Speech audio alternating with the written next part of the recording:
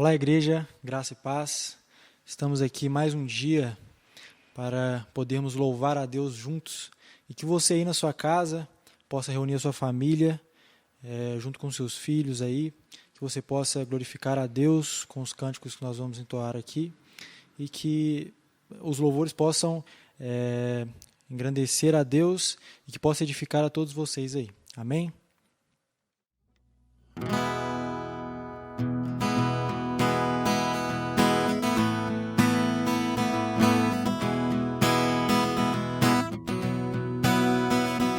Por tudo que tens feito, por tudo que vais fazer, por tuas promessas e tudo que és, eu quero te agradecer com todo o meu ser.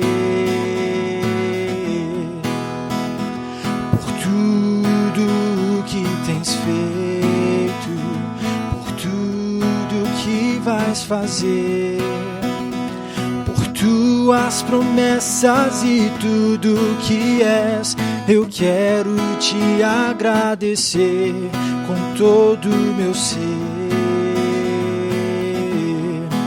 Te agradeço, meu Senhor. Te agradeço,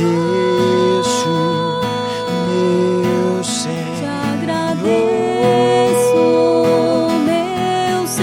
Te agradeço por me libertar e salvar, por ter morrido em meu lugar. Te agradeço, Jesus, te agradeço. Eu te agradeço, te agradeço por tudo que tens feito, por tudo que vais fazer, por tuas promessas e tudo que és, eu quero te agradecer com todo o meu ser. Por tudo que tens feito, por tudo que vais fazer, por tuas promessas e tudo que és, eu quero te agradecer com todo o meu ser. Te agradeço, meu Senhor.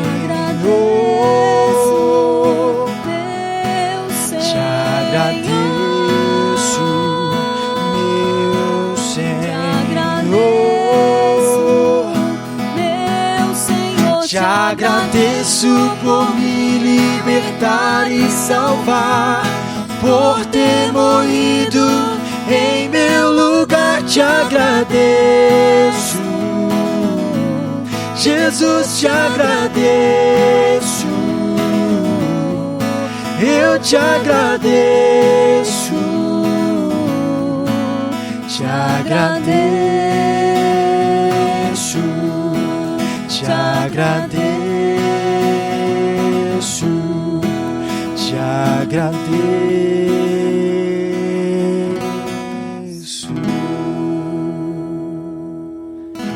Amém. Glória a Deus.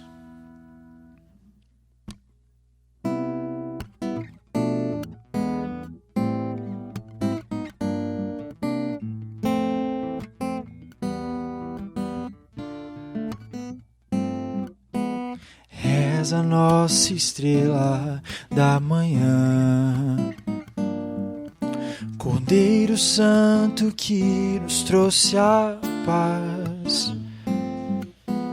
Em tuas mãos está todo vencer, resposta a todo aquele que o clama. A verdade é tua palavra que não pode mentir, por isso estamos aqui. és a nossa estrela da manhã, Cordeiro Santo que nos trouxe a paz. Em tuas mãos está todo vencer, resposta a todo aquele que clama. A verdade é tua palavra que não pode mentir, por isso estamos aqui. Te louvamos, ó Senhor,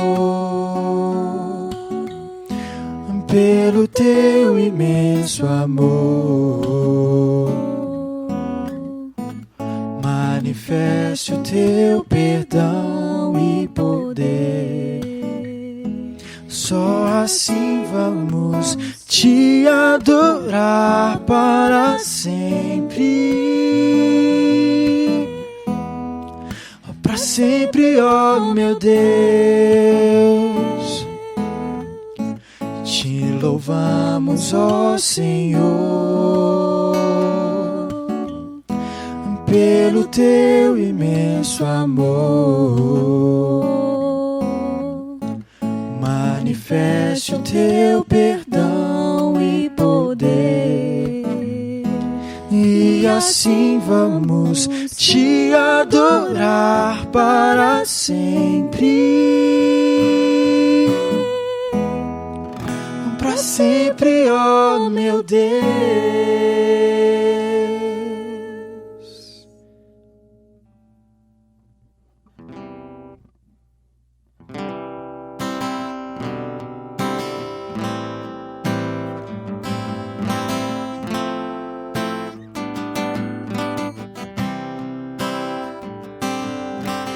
Tu és soberano sobre a terra, sobre os céus, tu és Senhor absoluto.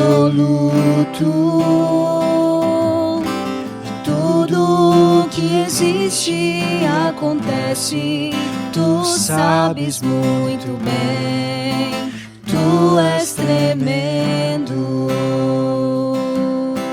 Tu és soberano sobre a terra, sobre os céus, tu és Senhor absoluto. Tudo que existe acontece, tu sabes muito bem, tu és tremendo. Mas apesar dessa glória que tens, tu te importas comigo também. E esse amor tão grande eleva-me, amarra-me a ti. Tu és tremendo. Tu és soberano. Tu és soberano sobre a terra, sobre os céus, tu és Senhor absoluto. Tudo que existe acontece, tu sabes muito bem, tu és tremendo. Mas apesar dessa glória que tens, tu te importas comigo também. E esse amor tão grande eleva-me, amarra-me a ti. Tu és tremendo. Amém. Glória a Deus. Graças e paz, meus irmãos. Boa noite. Nós estamos aqui para começar mais uma transmissão de mensagem para abençoar e edificar a sua vida. Nós queremos ressaltar, antes de começar essa mensagem, que esse momento de louvor que nós tivemos agora há pouco, e essa mensagem é para que você reúna a sua família e vocês cultuem junto ao Senhor no culto doméstico. Não é para você ser um mero telespectador, um espectador, mas é para que você participe com reverência, a esse momento para que você seja abençoado e edificado. Aqui são ferramentas para abençoar a sua vida. Então, reúna a sua família, escute essa mensagem, participe e seja junto com a gente. Amém? Sem delongas, eu espero que você esteja bem, que você possa, de fato, confiar que o Senhor está cuidando de tudo. Gostaria de convidar você para abrir a palavra de Deus comigo em Gênesis, capítulo 6, do verso 1 ao verso 10. Então, nós leremos Gênesis, capítulo 6, do verso 1 ao verso 10. A palavra de Deus diz assim: como se foram multiplicando os homens na terra, e lhes nasceram filhas, vendo os filhos de Deus que as filhas dos homens eram formosas, tomaram para si mulheres, as que entre todas mais lhes agradaram. Então disse o Senhor: o meu espírito não agirá para sempre no homem, pois este é carnal, e os seus dias serão 120 anos. Ora, naquele tempo havia gigantes na terra, e também depois, quando os filhos de Deus possuíram as filhas dos homens, aos quais lhes deram filhos. Estes foram valentes varões de renome na antiguidade. Viu o Senhor que a maldade do homem se havia multiplicado na terra, e que era continuamente mau todo o desígnio do seu coração. Então se arrependeu o Senhor de ter feito o homem na terra, e isso lhe pesou no coração. Disse o Senhor: farei desaparecer da face da terra o homem que criei, o homem e o animal, os répteis e as aves dos céus, porque me arrependo de os haver feito. Porém Noé achou graça diante do Senhor. Eis a história de Noé. Noé era homem justo e íntegro entre os seus contemporâneos. Noé andava com Deus. Gerou 3 filhos, Sem, Cã e Jafé. Eu agora leio um poema chamado Pegadas na Areia. Uma noite eu tive um sonho. Sonhei que andava a passear na praia com o Senhor, e no firmamento passavam cenas da minha vida. Por cada cena que passava, percebi que ficavam 2 pares de pegadas na areia. Um era meu e outro era do Senhor. Quando a última cena da minha vida passou diante de nós, olhei para trás, para as pegadas na areia, e notei que muitas vezes, no caminho da minha vida, havia apenas um par de pegadas na areia. Notei que também isso aconteceu nos momentos mais difíceis e angustiantes do meu viver. Isso me aborreceu deveras, e perguntei então ao Senhor: Senhor, tu disseste-me que uma vez que resolvi seguir-te, tu andarias sempre comigo em todos os caminhos. Contudo, notei que durante as maiores atribulações, as maiores tribulações da minha vida, havia apenas um par de pegadas na areia. Não compreendo por que é que nas horas mais difíceis, em que eu mais necessitava de ti, tu me deixaste sozinho.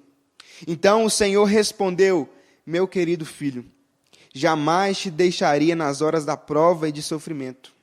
Quando vistes na areia apenas um par de pegadas, eram as minhas. Foi exatamente aí que eu te peguei no colo. Meus irmãos, Deus jamais nos desampara. E esse poema traz essa verdade, que o Senhor jamais nos desampara. O livro de Gênesis, meus irmãos, foi escrito para encorajar, foi escrito por Moisés para encorajar os hebreus, enquanto estes enfrentavam inúmeros desafios, enquanto eles precisavam entender que o Senhor não estava desamparando eles. Eles estavam deixando o seu passado de escravidão no Egito e estavam seguindo para conquistar a terra prometida, mas naquele deserto eles estavam passando por um tempo de crise.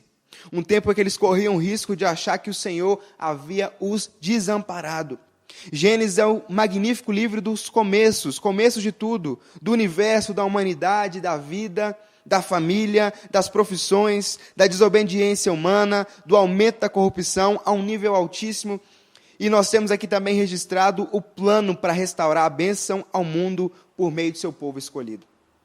Uma breve recapitulação: no capítulo 1 nós temos a criação do céu, da terra, dos seres viventes. No capítulo 2, a criação do homem e da mulher. Nós chegamos em um ponto importante que ressalta a importância da recapitulação, onde nós chegamos no capítulo 3, onde acontece a queda do homem, e onde nós olhamos para esse tempo de pandemia e coronavírus, e nós entendemos que não era para ser assim, não era para estarmos vivendo assim, mas a queda, quando veio, atingiu, transformou toda a criação, atingiu toda a criação, e transformou tudo em caos, gerou um caos, o caos ali entrou.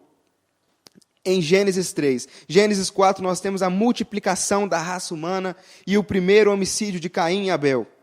Gênesis 5, a genealogia de Sete, e chegamos enfim ao nosso texto. Gênesis 6, do verso 1 ao verso 10, a corrupção do gênero humano. Mais uma vez, uma crise descrita.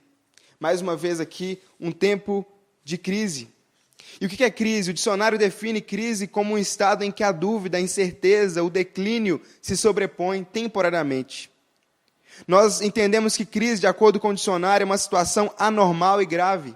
É um conflito, uma tensão, um transtorno, um episódio que se caracteriza pela presença de circunstâncias de difícil superação. Aquele moço no início, no poema, aquele homem, enfrentou um momento de crises na sua vida e se sentiu desamparado, mas ele não estava. Os hebreus, a caminho da terra prometida no deserto, em tempo de crise, poderiam se sentir desamparados, mas eles não estavam. E na época de Noé, por mais que nós vamos ver todo o estado da humanidade naquela época, eles não estavam desamparados. Então hoje eu quero mostrar para você dentro do texto. Eu quero que você e eu vejamos dentro do texto de Gênesis 6, do verso 1 ao verso 10, que Deus age diante de um mundo em crise. Deus age diante de um mundo em crise. Então nós vamos ver aqui 3 ações de Deus diante de um mundo em crise. O primeiro ponto é que Deus continua a contemplar o estado do homem. Deus continua a contemplar o estado do homem. Verso 1 ao verso 2, depois o verso 4 ao verso 5. Permaneça com a sua Bíblia aberta, como bom crente bereano, e acompanhe a exposição das Escrituras comigo. Gênesis 1, nós entendemos aqui, de acordo com as Escrituras, que foram se multiplicando os homens na terra. Nasceram filhas, uma grande população antecedia o dilúvio. O texto de Gênesis 6 está antecedendo a narrativa do dilúvio. Nós temos aqui uma imensa multiplicação dos homens na terra. John Grew, um comentarista, chega a falar que essa grande superpopulação, multiplicação dos homens, era ajudada pela prática da poligamia. Aí nós já vemos o começo do desenho, da narrativa do cenário da humanidade naquela época. No verso 2, nós vemos que os filhos de Deus e as filhas dos homens eram formosos e os filhos de Deus tomaram para si as filhas dos homens, que entre todas mais lhes agradaram. E nós temos que entender, quando o texto fala no verso 2, que vendo os filhos de Deus que as filhas dos homens, ou seja, eles deixaram a aparência externa falar mais alto. Muitos perguntam, quem são esses filhos dos homens? Quem são as filhas dos homens, os filhos de Deus? Os filhos de Deus seriam anjos bons, anjos caídos, homens poderosos, reis? A interpretação cristã tradicional, desde o século III, defendida por Lutero e Calvino, entende que os filhos de Deus, aqui em Gênesis 6, se tratam, na verdade, dos filhos de Sete. E as filhas dos homens, as filhas de Caim, ou seja, as 2 genealogias, as 2 sementes, o povo de Deus e o povo não de Deus, agora se começavam a misturar. Nós tínhamos agora uma mescla, agora havia uma mescla das 2 sementes, do povo de Deus e o povo não de Deus. Um pecado proibido pelo Senhor em Êxodo 34:16, Deuteronômio 7, do 3 ao 4, um casamento entre os piedosos e os ímpios. A linhagem da mulher, a linhagem da semente, a linhagem de Sete, os filhos de Deus eram caracterizados pela devoção, pela consagração, pela comunhão, testemunho com Deus, serviço a Deus, a graça recebida de Deus. Mas agora eles deixaram agora, nós vemos a Bíblia nos contando, a lascívia tomar conta. Eles estavam sendo guiados pela lascívia, pelo desejo, não mais pelo discernimento espiritual. Houve um ultrapassar dos limites de Deus. Eles ultrapassaram o limite de Deus. O verso 4 fala que naquele tempo haviam gigantes, nefelins na terra. E nós vemos aqui que quando os filhos de Deus possuíram as filhas dos homens, a quais lhe deram filhos, esses foram os valentes varões de renome na antiguidade. Essa palavra nefelim tem vários significados, meus irmãos. Podem significar desertores, caídos, derrubadores, brutos. Eram homens de tão fortes que caíram sobre os outros no sentido de superá-los em força. Eles superavam eles em força. Ou seja, eram valentes, guerreiros, perversos, malévolos, mostrando o cenário do estado da humanidade. Então aqui nós temos, meus irmãos, demonstrado aqui de maneira nítida todo o cenário da humanidade. Toda a crise está aqui pintada. Toda a crise está demonstrada como estava o mundo naquela época. Então nós vemos aqui toda a crise sendo descrita para nós. Uma crise diferente da nossa crise atual, da pandemia, uma crise diferente do coronavírus que nós estamos vivendo, do Covid-19. Mas também era uma crise, é isso que nos identifica. E o primeiro ponto nós vemos que o Senhor continuava a contemplar. O Senhor continuava a ver o estado do homem. No verso 5, nós vemos que o Senhor viu, porque nada passa desapercebido diante do Senhor, nada passa desapercebido diante do Senhor. Hebreus capítulo 4, verso 13, fala que nada em toda a criação está oculto aos olhos de Deus. Tudo está descoberto e exposto diante dos olhos daquele a quem havemos de prestar contas.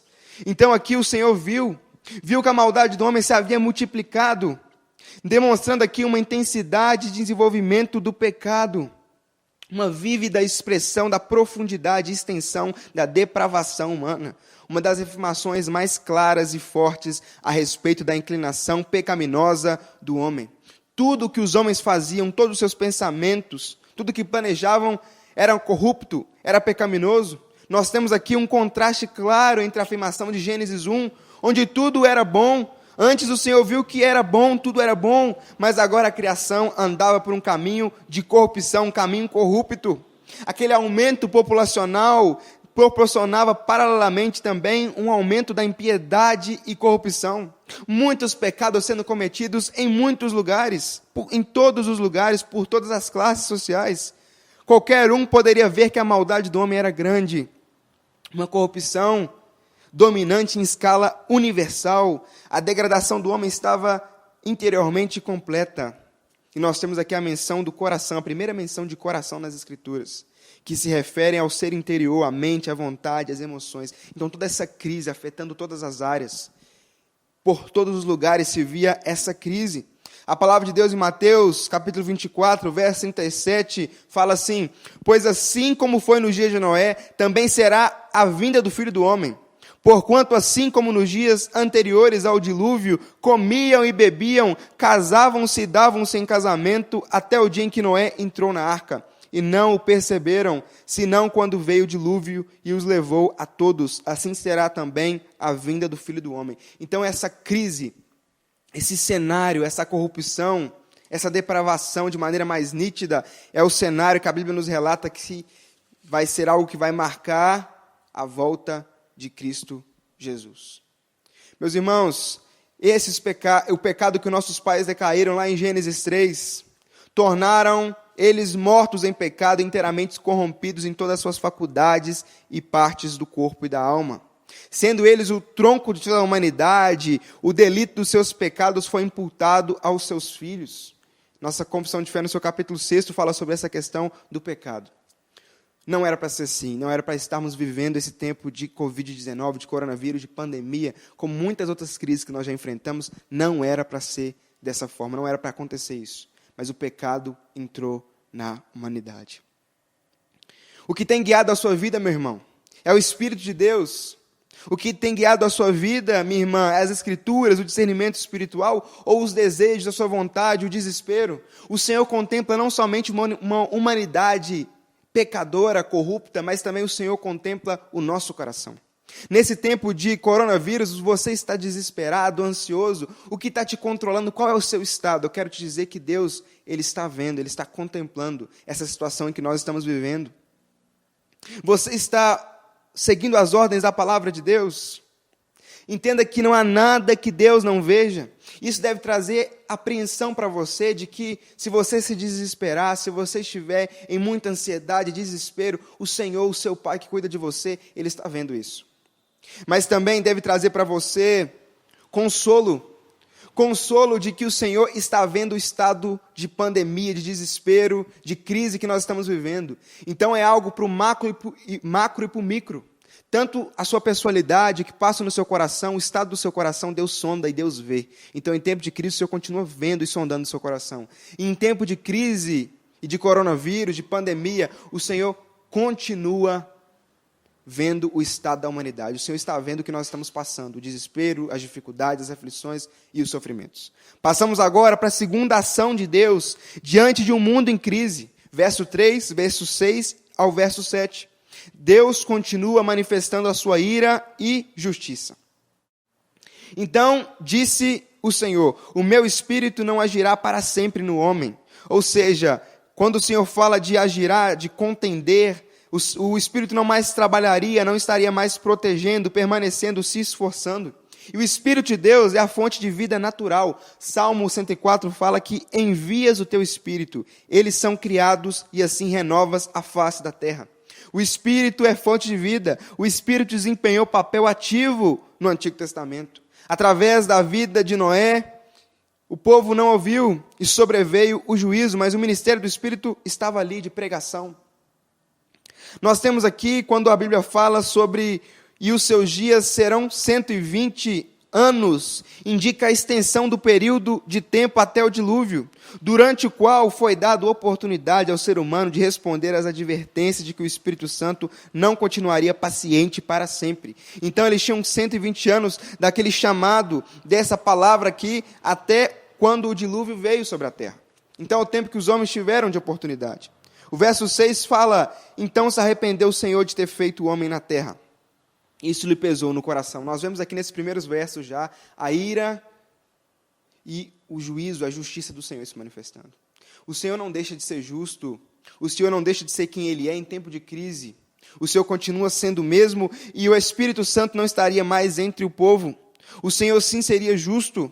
E quando nós chegamos no verso 6, nós nos perguntamos: o Senhor se arrepende? Meus irmãos, está mostrando aqui a justiça, a ira do Senhor. O Senhor não se arrepende, mas aqui é uma linguagem figurativa. Na realidade, a mudança não é de Deus, mas a mudança verdadeira é no homem, nas relações do homem com Ele. Berkhoff diz isso. Um outro autor, Pink, comenta que quando fala de si mesmo, Deus frequentemente acomoda a sua linguagem a nossas capacidades limitadas. Quando a Bíblia fala de Deus se arrepender, é uma acomodação da linguagem soberana do Senhor, a nossa linguagem humana, para que nós possamos entender. Mas Deus não se arrepende. Deus não é homem para que minta, nem filho do homem para que se arrependa. Segundo Números 23, versículo 19. E Deus está mudando de ação e curso, e está tratando o homem agora à luz da nova situação. Nada pega Deus de surpresa, meu irmão. Nada pega o Senhor de surpresa. Nada, nada. Podemos ter certeza de que Deus é imutável. E quando o homem se afasta de Deus para o pecado, Deus muda a relação de comunhão para uma relação de correção. O pecado do homem agora estava levando Deus, que é santo, e esse pecado leva Deus, que é santo e sem culpa, a se entristecer. Efésios 4:30 diz: e não entristeçais o Espírito de Deus.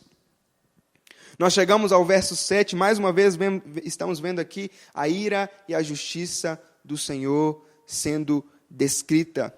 Disse o Senhor, que palavra mais dura: farei desaparecer da face da terra o homem que criei, o homem e o animal, os répteis e as aves do céu, porque me arrependo de os haver feito. Por que o Senhor está fazendo isso? A palavra de Deus diz em Provérbios 15:3 que os olhos do Senhor estão em toda parte. Ele observa atentamente os maus e os bons. Os olhos do Senhor estão sobre toda a parte. O julgamento do Senhor viria agora para a primeira ordem criada, ou seja, da criação ao dilúvio, nós temos a primeira ordem criada e nós temos agora o julgamento do Senhor vindo. O Criador pode se tornar o destruidor do homem por causa do pecado. Aquele dilúvio traria destruição. O pecado humano tanto tinha afetado a criação que o julgamento até atingiu os animais. Toda a criação foi atingida por esse julgamento que veio em detrimento da corrupção da humanidade. Que tempo de crise Noé está vivendo em meio a ele. Uma crise diferente, mas é uma crise. O papel especial dos seres humanos na ordem criada fez que a natureza fosse afetada. Em Gênesis, nos primeiros capítulos, nós vemos que o homem tinha que exercer domínio. Os mandatos que nós vemos ali, o homem tinha que cuidar, os mandatos delegados, as responsabilidades delegadas, e isso afetou a criação. Nós podemos ter certeza de que plena justiça e condenação nós teremos somente na segunda vinda de Cristo. Mas nós temos que entender que essa verdade da ira e da justiça do Senhor, da ira e da misericórdia, da ira e da justiça, da ira e da graça, muitas vezes nós, de fato, temos dificuldade de entender. Mas tem que ficar claro para nós, meus irmãos, que Deus é sim um Deus justo. É um Deus que é amor, mas também é ira, é fogo consumidor, e isso deve trazer mais uma vez apreensão e consolo. A medida condenatória já foi aplicada sobre Jesus. A Bíblia diz que todos que estão em Cristo não existe mais condenação para eles. Mas a medida corretiva, ainda para nós crentes e eleitos, acontece. Hebreus fala que o Senhor corrige os seus filhos. Então, se nós, nesse tempo, estamos achando que nós vamos fugir da justiça do Senhor, da correção do Senhor, estamos enganados. Mas isso também tem que trazer consolo de que aqueles que estão praticando injustiça, que não estão pensando no próximo, que estão indo nos supermercados e comprando muitas e muitas máscaras, álcool em gel, estão esquecendo do próximo. Aqueles que têm alimento em casa, estão vendo o próximo passar fome, não estão compartilhando. O Senhor é Deus justo. O Senhor está vendo, e o Senhor pode e deve e está derramando a sua justiça, derramando a sua ira. Mas então, Daniel, esse coronavírus é a ira do Senhor? Meu irmão, nós não temos respostas do porquê. Nós não sabemos o porquê, mas nós sabemos que o Senhor pode fazer o que Ele quiser, e Ele pode muito bem usar essa circunstância para punir os ímpios. Então, tem que trazer consolo ao nosso coração. Tem que trazer apreensão do nosso comportamento, tem que continuar sendo um comportamento cristão, coerente com as Escrituras, mas também consolo, meu irmão, de que as injustiças que você está vendo, por parte dos políticos, muitos políticos, não todos, por parte de governantes, por parte de empresários, de pessoas de posses, por parte de pessoas egoístas, o Senhor, Ele é justo, e o Senhor, nesse tempo de crise, Ele continua praticando a sua justiça, o Senhor continua agindo, e o Senhor continua sendo o mesmo, Ele não deixa de ser justo. Então fique tranquilo, se você tem visto muitas injustiças, leve ao Senhor oração e saiba que mesmo em tempo de crise, o Senhor continua manifestando, derramando a sua ira e justiça. E nós, irmãos, temos que entender também, segundo o Salmo 103, 6, que o Senhor faz justiça e defende a causa dos oprimidos. O Senhor traz punição sobre aqueles que estão em desobediência. Salmo 33, 5 fala que o Senhor ama a justiça e a retidão, e a terra está cheia da bondade do Senhor. Então não se preocupe. O Senhor, Ele defende a causa dos oprimidos. O Senhor faz justiça. O Senhor defende a causa dos oprimidos. Nós não estamos desamparados. A ira e a misericórdia do Senhor estão conosco. Mas não se esqueça, muitas vezes nós focamos muito na misericórdia, na graça, e esquecemos da ira. E é também um consolo para nós, que Deus é justo, que Deus é ira, e de que isso ainda continua se manifestando. Meus irmãos, então, nós chegamos aqui ao último ponto. Mais uma ação de Deus diante de um mundo em crise. Deus continua abençoando os seus. Verso 8 ao verso 10. Verso 8 fala, porém Noé achou graça diante do Senhor. Ou seja, Deus se agradou de Noé, e Deus se agrada do seu povo por pura graça e misericórdia. Não é porque nós de fato, agradamos ao Senhor em termos de que nós temos méritos em nós mesmos, porque nós não temos, meus irmãos. Mas o Senhor se agradou como Ele se agrada de nós por pura graça e misericórdia. Nós somos salvos pela graça e fé, exatamente como Noé, como a palavra diz em Hebreus 11, 7. Que fala assim, pela fé Noé, divinamente instruído acerca de acontecimentos que ainda não se viam, e sendo temente a Deus, aparelhou uma arca para a salvação de sua casa, pela qual condenou o mundo e se tornou herdeiro da justiça que vem pela fé. A graça de Deus continua se manifestando. A graça de Deus, meus irmãos, ela sempre amparou. A bênção de Deus sempre amparou. A graça abençoadora de Deus sempre amparou os seus, mesmo no Antigo Testamento. E agora, Noé, em meio ao tempo de crise, estava vivendo uma postura diferente, estava andando por fé e não por vista. Mesmo em tempo de crise, de caos, é possível ser diferente. É possível andar por fé e não por vista. Noé e sua vida devotada contrastavam fortemente com a pecaminosidade, com a corrupção do restante das pessoas naquela época.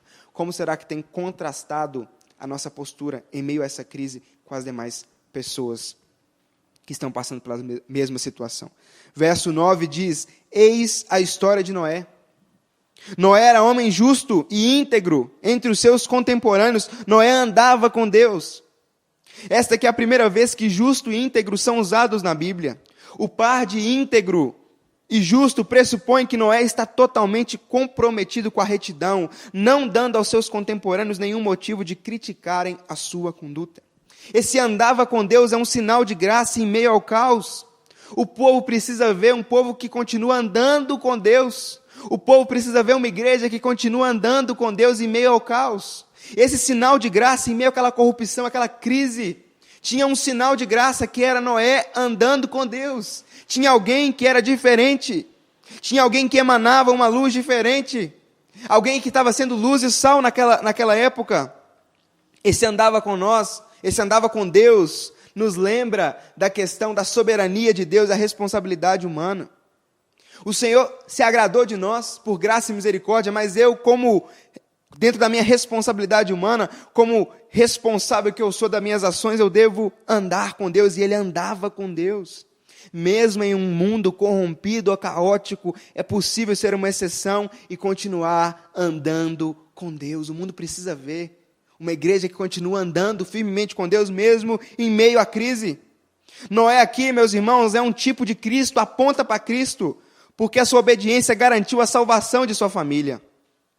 Noé é aquele que seria agente de salvação, como Jesus foi, de maneira perfeita. Jesus é o único meio de salvação, o único caminho para nos livrar da destruição eterna.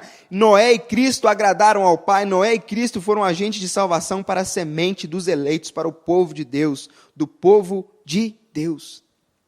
Ou seja, olhando para a história de Noé, podemos enxergar sombras e reflexos da pessoa e obra de Cristo. Em Cristo temos perdão de todos os pecados, porque nada passa desapercebido diante de Deus. Em Cristo temos a satisfação completa da ira de Deus sobre o pecado do seu povo. Porque Deus, sendo justo, não deixa o pecador impune. Em Cristo nós temos a graça que salva, a graça que nos salva e nos sustenta em todas as áreas da vida. Quando Deus decidiu destruir os homens perversos e pecadores, Ele mandou que Noé construísse a arca. Este seria o único meio de salvação. Este é um símbolo perfeito para a obra de Cristo, o único meio de salvação. Continua sendo esse o único meio, mesmo em tempo de crise. 2 Pedro 2,5 fala: e não poupou o mundo antigo, mas preservou a Noé, pregador da justiça, e mais 7 pessoas, quando fez vir o dilúvio sobre o mundo de ímpios. Mesmo em tempo de crise, o Senhor continua abençoando os seus, o seu povo, preservando o seu povo. O texto termina no verso 10, que mostra para nós a genealogia. Sem Cã e Jafé, os filhos de Noé. Uma nota genealógica que demonstra a bênção de se ter filhos descendentes, mas também prefiguram Noé e seus filhos como ancestrais comuns de toda a humanidade. Nossos ancestrais, eles aqui, passaram por crise. Todos passaram por crises. Todos passamos e passaremos por crises em decorrência do pecado. O pecado entrou, o mundo entrou em caos. A bênção da preservação do povo de Deus fica mais uma vez evidente. A história não termina aqui. A história não terminaria nessa corrupção, a história não terminaria no dilúvio. A preservação continua mesmo diante de uma corrupção tamanha da humanidade. Todas as nações da terra vieram dos filhos de Noé. Inclusive, segundo o Evangelho de Lucas, capítulo 3, verso 33, um dos filhos de Noé entraria para a genealogia do Mestre Cristo Jesus. Meus irmãos, Deus é fiel. E este Deus fiel possui um povo e uma aliança. Precisamos identificar as bênçãos, sejam pequenas ou grandes. Deus continua abençoando os seus. Cadê a bênção? Eu não estou vendo essa bênção sobre mim. Eu não sou do Senhor, eu não sou povo de Deus. Comece a entender, a buscar nas pequenas coisas a bênção do Senhor. A bênção de Deus, nas pequenas coisas, entender que Deus preserva o seu povo. A preservação da igreja aconteceu, ela é evidente. A igreja passou por tantas perseguições e a igreja está aí até hoje. E o coronavírus não vai ser um mal que vai conseguir destruir a igreja, porque a igreja está nas mãos, no controle do Deus soberano. Deus sustenta, meus irmãos. Deus cuida do seu povo. Deus manifestou esse sustento e cuidado lá atrás, providenciando salvação, e ainda hoje, quando está salvando e nos concedendo misericórdia e bênçãos espirituais. A bênção maior você tem, que é a salvação em Cristo Jesus. Eu espero que assim seja. As outras demais coisas são bênçãos também, mas muitas vezes nós não estamos vendo. Então, meus irmãos, concluindo, Deus continua agindo, Deus age diante de um mundo em crise. Deus age, de fato, quando Ele continua a contemplar, continua vendo o estado do homem, o seu coração, o que está acontecendo, toda a situação não passa desapercebido diante do Senhor. Deus continua agindo porque Ele continua sendo justo, sendo ira, fogo consumidor. E Deus e sendo a nossa justiça, e Deus continua a agir porque o Senhor continua a abençoar os seus. Jesus Cristo, ontem e hoje, é o mesmo e o será para sempre. Deus continua no controle, Deus continua vendo tudo, sendo totalmente justo e sendo abençoador. Meus irmãos, nenhuma crise dura para sempre. Como é que você pode ter essa certeza, Daniel? Porque a palavra de Deus em Apocalipse 21 diz que Ele lhes enxugará dos olhos toda lágrima. E a morte já não existirá, já não haverá luto, nem pranto, nem dor, porque as primeiras coisas passaram. Nenhuma crise dura para sempre. Em breve o Senhor voltará para nos buscar e lá em cima não haverá crise, não haverá pandemia, não haverá medo ou preocupação da próxima crise que possa nos atingir, seja ebola, seja H1N1, seja dengue, seja uma crise econômica. Não haverá. Que tais verdades, meus irmãos, possam nutrir a nossa fé no Deus soberano nesse momento que nós estamos passando, que é muito difícil. Lembre-se, em meio ao deserto, Ele sempre está ali. Nunca nos desampara. Mesmo em tempo de crise, Ele nunca nos desampara. Ele não para nunca. O guarda de Israel não dorme e não continua agindo. E se você olhar para trás e não ver mais 2 pares de pegadas, entenda que é Deus te segurando no colo. Se for necessário, Deus te pega no colo e te sustenta. Deus continua agindo em tempo de crise. Ele continua sendo bom, cuidando dos seus, vendo tudo e sendo justo, sendo abençoador. Deus continua sendo o mesmo. Ele não saiu do controle. Curve sua cabeça, vamos orar juntos. Senhor Deus, nós te agradecemos por essa palavra que nós escutamos hoje, Pai. Nos perdoa pela falta de fé e confiança nesse momento de dificuldades que nós temos passado em nossa igreja e também em conjunto com toda a sociedade e humanidade, nós pedimos a Tua graça. Se possível, meu Pai, que isso acabe logo, mas que de tudo seja feita a Tua vontade e que nós possamos aprender com o que o Senhor quer nos ensinar. Ajude-nos a ver e a contemplar a Sua ação contínua, mesmo nesse tempo de crise. E ajude, meu Pai, a entender que o Senhor continua vendo tudo, que o Senhor continua sendo justo e continua nos abençoando. Abençoa cada família, renova a força de cada família, sustenta a nossa igreja, os missionários, os pastores, sustenta os enfermos, os profissionais que estão na linha de frente, dê sabedoria para os nossos governantes. E mais uma vez, Pai, obrigado, que possa essa palavra nutrir a nossa fé e que possamos ter uma semana abençoadora, firmada na rocha, entendendo que o Senhor continua cuidando de tudo. Assim nós oramos em nome de Cristo Jesus. Amém.